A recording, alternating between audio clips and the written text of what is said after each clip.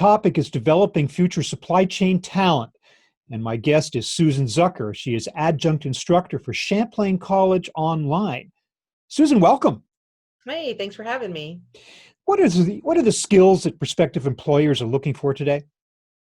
I think in the environment that we're in today, especially in supply chain, which is extremely dynamic, as you well know, we're really looking for people that can think and react, and it's not business as usual. So we really need people that know how to find answers to their questions and to be assertive with using the learning skills that they have rather than just following rote procedures like standard operating procedures. Has COVID-19, has the pandemic changed the requirements and the skills that are needed for this job in supply chain? I think some of the positions that we have that report to me, they have changed as far as there were positions in the past where we had business processes that were very well ingrained and technology that really supported those business processes. When COVID came on, the demand really changed. The demand signals changed.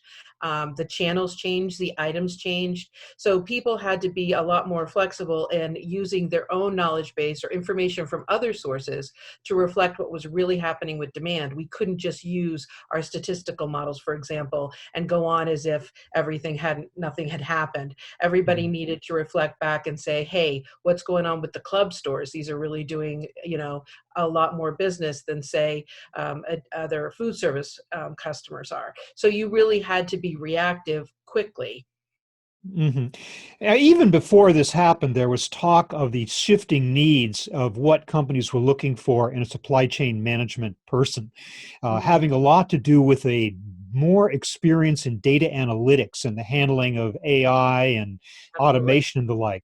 Does that continue, and has that changed in any way? I mean, do we need people with like number skills now as well as the human skills? I wouldn't want to say Yeah. number skills aren't human, but what you just said to me at the beginning of our conversation, does that you need to have that plus this as well?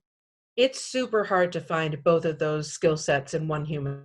But we are always looking for that. Somebody both that has right brain and left brain skills. You can't do this job without working with people. It's very interdepartmental. You're crossing over, you're talking to multiple teams all the time. You have to build those relationships. You can't be an island into your data and just living in the data. So you have to have both of those skills. There are places for people that are data specialists that are really going to be focused on, a little bit more living in the data. But those managers that we're looking at for supply chain, they really need both pieces of their brains to be working and doing both pieces for sure. So the schools themselves, the universities and the university programs, the college programs such as yours have had to pivot, have they not? Have they had to bring in new subject matter, soft skills and hard skills? I mean, have you seen that in the last few years in response to this? I think the program that I'm involved with at Champlain, they already were very focused on both those pieces, which is an advantage. We have to go back and look at some of the topics that we talk about, such as demand and talking about with COVID, how that sort of changed, and looking at machine learning and trying to be more anticipatory of what's coming down rather than a little bit reactive based on historical trends. But the people themselves, the students, they kind of have a leg up in that they're online students, so they know how to find information. They know how to look at their resources. They're very comfortable in that online world. When COVID happened and a lot of my team ended up working from home, what we found we lost was sort of those informal relationships that I saw somebody in the hall and they happened to mention something that they knew about that was going on. Whereas now you actually have to make an effort to say, I got to catch up with this person at this time so that we can kind of talk about things. So we have a lot more catch-up meetings, formalizing that informal process. But the students that are at Champlain, they're already very familiar with, how do I answer this question? Where do I go to look for my resources? And that's their whole world is online already. And they're also very comfortable with building relationships with their classmates. So they already know how to do that informal relationship with them. So they have a little bit of a leg up in a way than say our more traditional employees who for some of them, this is brand new, working online every day. Yeah, but you're saying they're just more, in general, more tech savvy Yeah, I than think they're just by very definition. they're comfortable with it, and and anything that they're going to be writing about, it's all going to be using the resources that are available to them online. Yeah. Whereas in the business aspect, a lot of times you're having to look for subject matter experts that maybe are cross-departmental, and those are a lot more informal relationships that maybe you build when you see somebody, in the coffee room or at a meeting. You've got to now figure out, how do you build those relationships with these people outside of the physical office building? I just said the collaboration aspect of it is especially interesting. I guess it's always been a requirement of supply chain, but Yeah. how do you further that in a classroom set, in an online setting? I mean, here we are separated from each other electronically. It must be harder to like build that collaborative model, or is it not? I mean, tell me about how you do that effectively.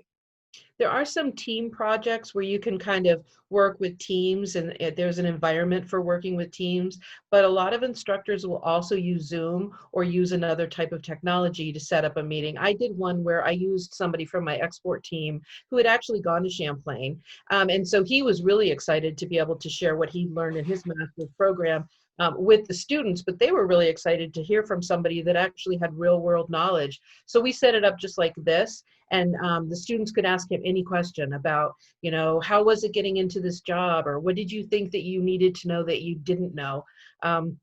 So those kind of, structured interactions like this, I think, are super helpful for students to be able to talk to somebody who's has experience and also has been through the program. Yeah. Did your program exist pre-pandemic? I'm sorry, what?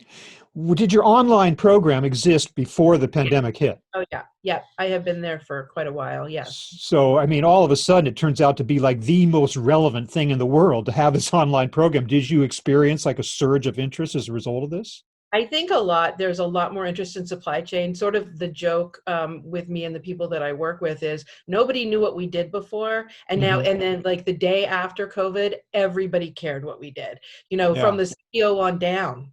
They were like, oh, where are the trucks and what's going on with the deliveries? Because, in the past, that's just sort of seamless. You're just sort of going along and it's seamless. And Hmm. unless there's a big problem, nobody's really even aware. You're kind of making everything happen. But with a disruption that was this big, it became supply chain on the news, in the newspaper, and then all of a sudden students were more interested in it, right? Because Yeah. Yeah. there was visibility to what that means. So it did increase visibility, I think, in just the entire supply chain um, discipline. But not just the subject matter, but the method of teaching it, the online nature. I mean, you guys were like perfectly positioned to accept a certain, we can't go to classrooms right now. So it seems like Exactly. this would be a perfect way to do it. Going forward, let's all assume that this pandemic is going to come to an end at some point, and we're all going to gather in person again at some point in the uncertain future. You're hoping and expecting that the online program will continue and will continue to be relevant, are you? Yeah, absolutely. I have always taught in an online format, and I've been teaching for about 5 years. Basically, this is the format that I enjoy the most teaching, just because I think I get to meet with a lot of different people. The quality of the students is really high. And the other thing is a lot of these people come from industry. So they're Hmm. coming from other jobs where they're able to talk about, we're talking about March, April, May, that semester, we're like talking about COVID and what happened to you guys and what's going on with that. And they're sharing their experiences and other people are learning from them. So Hmm. having this event happen for these supply chain courses was super relevant to learning. Yeah, and So by the way, you come from industry too. I mean, yeah, your teaching method is not purely theoretical. You are drawing on your own actual on the ground experience. That's got to be important. yeah, it is. It's really important because the same thing I'm dealing with all day, we're talking about it when I'm online at night. We're saying, what are the big challenges with getting your trucks in? Hmm. Everybody's ordering up all this product, but there's no appointment slots available to receive in product, Right. and yet you're held to these accountability standards from some of these retailers that are really strict.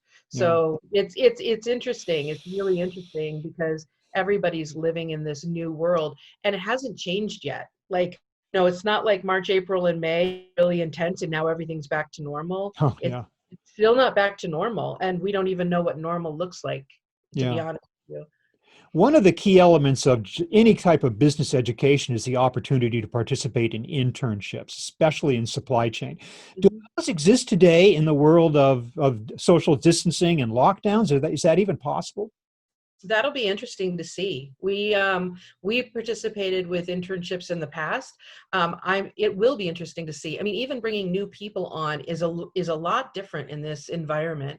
Whereas maybe you'd sit down with a group of people and you'd go through things. Now we're sort of setting up a new person with Zoom calls or team calls where they're sitting in and talking and meeting to people. But it's really different.